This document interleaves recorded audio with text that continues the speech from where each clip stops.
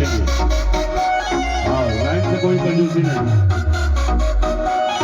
क्या बात है, क्या बात है।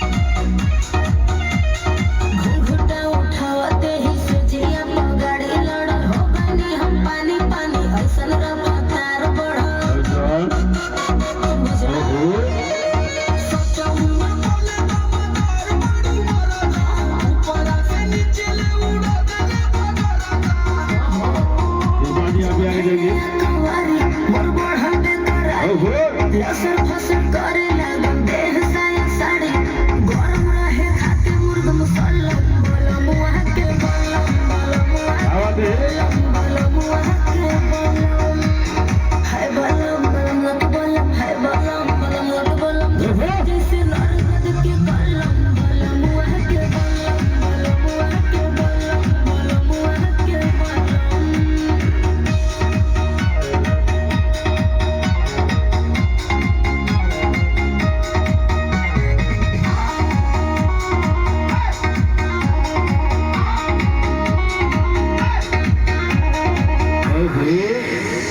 एक बार भइल न भरेले कई बार गइल नींबुआ के साइज हमर बढ़ी के अनार भइल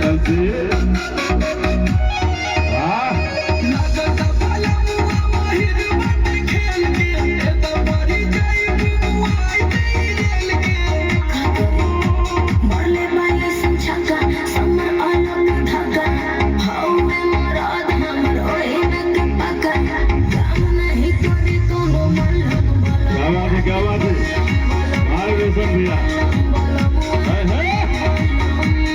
हाय बलम बलमुआ के बलम हाय बलम बलमुआ के बलम देला दहिया मसलम बलमुआ के बलम बलमुआ के बलम बलमुआ के क्या बात है, क्या बात है।